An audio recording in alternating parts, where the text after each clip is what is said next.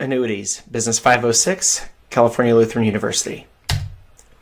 By the end of this lesson, you should be able to describe the characteristics and different types of annuities, explain the uses of annuities, and calculate the taxation of annuity income. So what exactly is an annuity? It can be defined as a periodic payment to begin at a specified or contingent date and continue for a fixed period or for the duration of a designated life or lives. So how does an annuity work? Well, there's two phases. The first being the accumulation period. That is when money is put into the annuity and it's left to build up over time, according to however the annuity contract specifies. And then there's the liquidation period, and that's when the annuity payments come out for the client. Insurance company issued annuities, while the premiums are based on an annuity mortality table and account for the interest earned. Tax-deferred buildup of interest earnings, pooling arrangement, and annuities offer an insurance component known as a mortality expense. So understanding annuities. Starting at the top left, we have straight life, temporary, and annuity certain. That will determine the duration of the benefit. How long will payments come out of this? On the bottom left, we have different types of annuity. Fixed annuity, variable, and index-based annuities. Those will determine the interest that is accumulated or that is attributed towards the account. On the right side, on the top, parties in the contract. There's single or straight life, joint lives, and survivorship for beneficiary situations. Middle right shows the method of purchase. It can be a single premium, lump sum, or periodic payments. And as far as on the lower right there, when the annuity starts, it can be immediate, which will be 30 days after the payment, or deferred, which could be a number of years or even decades. Some parties to the contract. First, you have the single life annuity. The annuity benefit payments continue for the duration of one annuitant's life. Next is a joint life annuity with two annuitants. Benefits will continue until the first of the two annuitants dies. And joint and survivor is where benefits continue while either of the two annuitants are living. Methods of payment. Again, single premium, that is the price of the annuity paid in one lump sum, and annuity benefits can either be immediate or deferred with a single premium. Periodic payments, the price of the annuity is spread out over a number of months or years, and the annuity benefits are deferred in that case. They would start once the accumulation phase and that money that's put into the annuity stops, and then the client requests the annuitization period to start. So again, when benefits start, two types, immediate and deferred. Immediate benefit begins one payment interval after payment of a lump sum premium. So as mentioned earlier, 30 days. Deferred benefits begin more than one payment interval after the premium or premiums for the annuity are paid.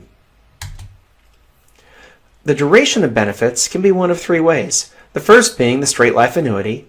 Benefits continue until the annuitant dies. A temporary annuity. Benefits continue for a certain period of time or until death, whichever is shorter. And there's nothing payable after the ending period or event. And the last is a period certain. Benefits continue until death unless that occurs before hitting a certain period of time. In that case, the period certain is paid.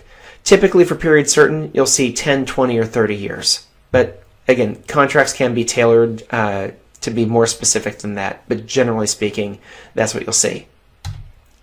Fixed annuities. A fixed annuity has a guaranteed fixed dollar amount for each payment period.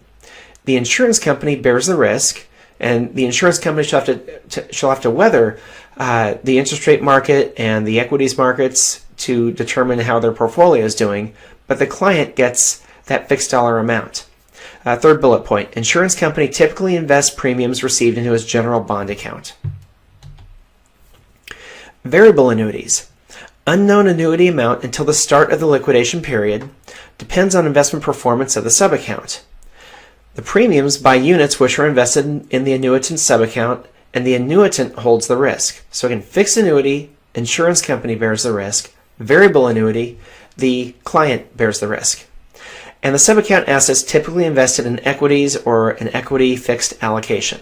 So that could be mutual funds, could be a balanced mutual fund, a blend of stocks and bonds. There could be a number of different subaccounts to choose from. Equity index annuity is a hybrid concept. There's some guaranteed minimum interest credit plus potential link to equity index. The investment returns are partially linked, what's referred to as participation rate, to an index of equity prices, for example, the S&P 500. The guaranteed floor is below the corresponding traditional fixed rate annuity. So it might be a 0% floor, so there's no chance of loss to the client, but again, because of the participation rate, when there's an up market, the gain in the policy will be less than the gain of the corresponding index. So it might be 70% or 60%. Again, look at the individual contract to see what the terms and conditions of the contract are. Some uses and benefits of annuities. First of all, it's a source of guaranteed retirement income. You can't outlive it. Second, additional tax-deferred funds can be set aside for retirement. So if a client is maximizing their 401k contribution and their IRA contributions, you could use a non-tax qualified annuity that won't have the label IRA on it, but it'll still grow tax deferred. Third point, diversity of retirement portfolio assets. A fixed annuity might be a good component for the income component of a client's portfolio. Annuity contracts are protected from creditors. Annuity proceeds, if any, will pass outside of probate to the beneficiary. It's a contract, so just like that point said, it'll pass straight to the beneficiary without any need to go through probate. Policy loans are a possibility. Again, varies by company, varies by contract.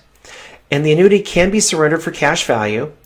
Please note that most life companies who issued annuities will have a period of years where there's a surrender fee if you want to surrender it for cash value. That surrender fee goes way over a period of time. I've seen as short as 5 years, as long as 18 years, common 7 to 10. But again, look at the company's individual contract and the terms and conditions. Point 7, or that we just did that, annuity can be surrendered for cash value. Point 8, enhanced death benefit designs might be part of an annuity. Speaking to a variable annuity, some of the contracts have a so-called high water mark. So let's say the value of the subaccounts hit $100,000. Then hypothetically, there's a bad market downturn a couple of years following that, and the value drops to $70,000. Well, that high water mark that hit in the good time, $100,000 in this example, would be the death benefit if the contract has that provision in the policy. So living benefit, you get the actual cash value of that. Death benefit, you'd have the high water mark of the account. Point 9, no minimum distribution requirements. That is true on a non-tax qualified annuity. On a tax qualified that has the label of being an IRA, there are RMD requirements. And point 10, structured settlements. That deals with litigation. Someone's injured badly in an accident, and that person may not have the capacity to manage their money effectively. Well, part of the settlement may be a structured settlement where they receive a lump sum now, periodic payments, and a lump sum later. They are very flexible in tailoring those. And again, if you have a client that is looking at a structured settlement because of litigation, that's something to work with the insurance company on to see what they can do for the client. Structured settlements. The acceptance of an annuity stream in lieu of a lump sum. Some of the advantages: it can be a good alternative for a person without investment acumen because insurance company manages the funds. The total annuity dollars exceed the lump sum offer. That's due to the compounding of interest over time. And compensatory payments are tax-free. Punitive damages are not tax-free. Those are taxed as income. Some disadvantages: possibility that the insurance company becomes insolvent, and also that the cash needs in the future exceed the anticipated annuity payout. Some other items to consider about annuities. Contributions are made on an after-tax basis, unlike qualified plan contributions. Interest and earnings taxed at ordinary tax rate, and premature withdrawals prior to age 59.5 will incur a 10% penalty, so similar to an IRA. Possibility of insurance company failure. and substantial purchasing power risk. Again, inflation is the big unknown for the future, so that is a risk that needs to be considered. And the last point is cost, fees and charges. Mentioned a life insurance component, what's known as M&E, mortality and expense charge, annual fees on the contract. If it's a variable annuity, there will be annual fees inside of each subaccount. So again, it needs to be looked at with a comprehensive view. Fixed annuities, fees and charges. Fixed annuity cost. One is the spread between anticipated earnings in the bond portfolio versus the guaranteed payout, any contract fees, and any surrender charges. Variable annuities, fees and charges. This diagram will start at the left corner here, left upper corner. Surrender charge, 1 to 7% over 7 years. And again, that's not unique to every single company, but that's a very common element.